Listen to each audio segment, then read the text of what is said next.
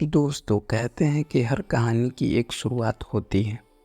पर कुछ कहानियाँ ऐसी होती हैं जिनकी शुरुआत अंधेरे से होती है। यह कहानी है थमा की। एक ऐसा नाम जो न इतिहास की किताबों में है और न ही किसी मंदिर की दीवारों पर लिखा हुआ, पर जिसके नाम से अब भी जंगल कांपते हैं। यह कहानी शुरू होती है अरुणाचल प्रदेश के पहाड़ी इलाके से, जहाँ सर्दियों से एक मिथिक सुनाया जाता है। थमा रक्त का देवता जो हर 1000 साल में जागता है अपनी अधूरी प्रेम कहानी को पूरी करने के लिए। साल 2025 दिल्ली इतिहासकार आलोक गोयल आयुष्मान खुराना एक पुरानी जनजाति पर शोध कर रहा है। उसे एक प्राचीन ग्रंथ मिलता है, रक्तवेद। ग्रंथ में लिखा है, जब प्रेम अमर हो जाए तो मृत्यु उसका उत्सव बन जाती है। आलोक को ये वाक्य भीतर तक झकझोर देता है। वो उसकी रहस्य के पीछे निकल पड़ता है और पहुंचता है जंगली गांव तामोर में।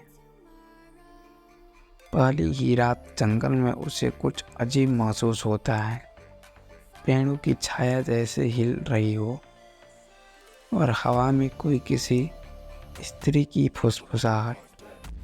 मुझे मत जगाओ। वो आवाज़ सुनते सुनते बेहोश हो जाता है।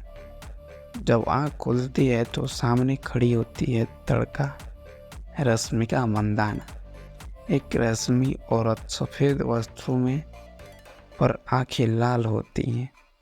वो कहती है, तुम यहाँ क्यों आए हो? लोग जिस चीज़ को तुम्हें जानना नहीं चाहिए वो तुम्हारी जान ले लेगी।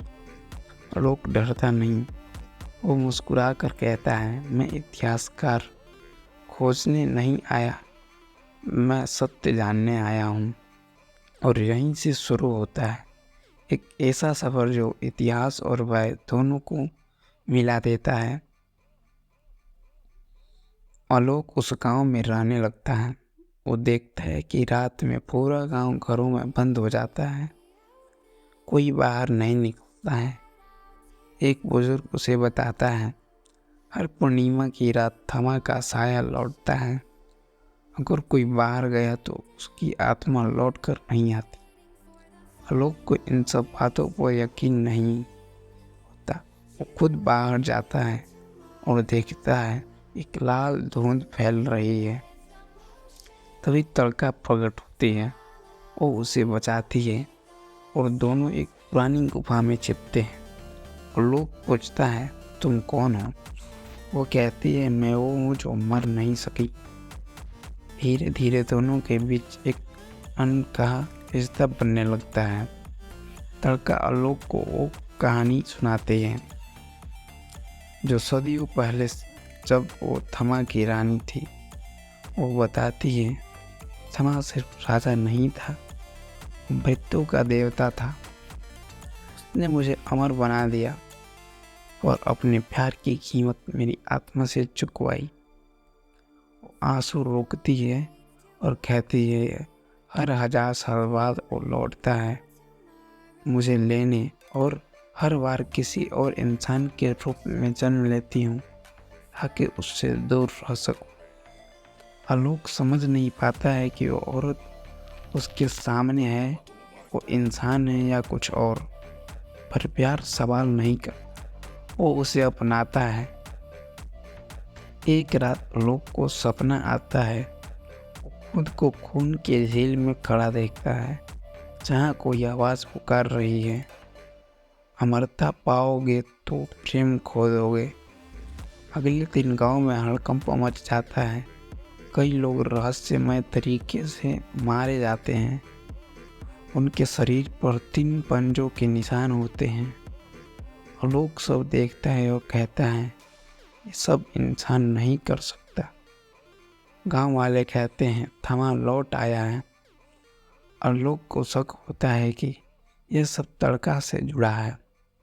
वो उसका पीछा करता है और देखता है कि वो आधी रात को जंगल में खड़ी है।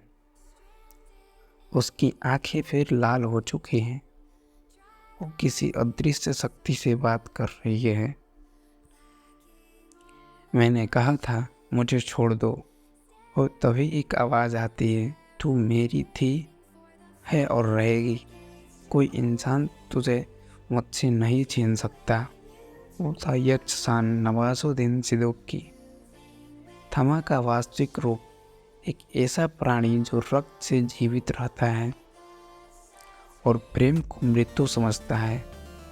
आलोक सामने आता है और कहता है, अगर प्यार पाप है तो मैं ये पाप हर जन्म में करूँगा। यक्षसन मुस्कुराता है, तो फिर तू भी अमर हो जा। वो आलोक को काटता है और उसके खून में थमा का श्राप भर जाता है। धीरे धीरे आलोक की आंखें लाल होने लगती हैं। उसका दिल धड़कता है, और अब इंसान की तरह नहीं, वो अब अंधा इंसान आधा राक्षस बन चुका है। और यहीं से शुरू होती है थमा की असली कहानी, जहाँ प्यार अब अमरता की जंग बन चुका है। लोग अब अपनी पहचान के साथ संघर्ष कर रहा है। उसका शरीर बदल रहा है, लेकिन दिल अब भी धड़का के लिए धड़कता है।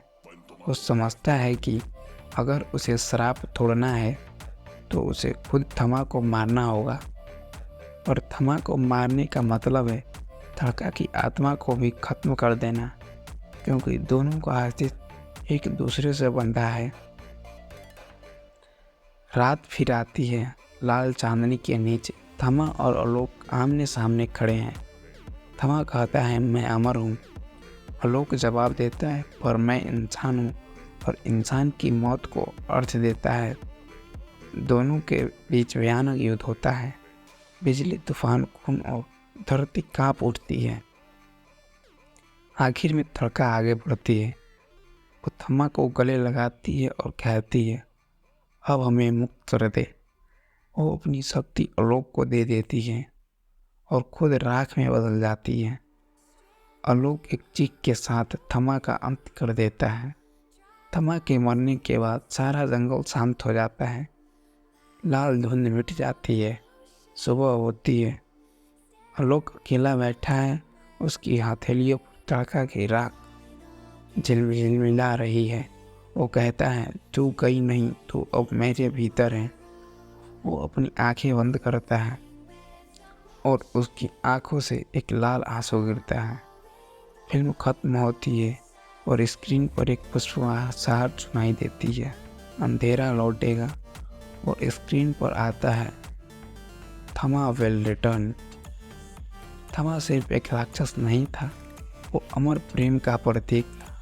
धड़का उसका अधूरी हिस्सा थी और आलोक इंसानियत का चेहरा। अब आलोक ने उसे मारा।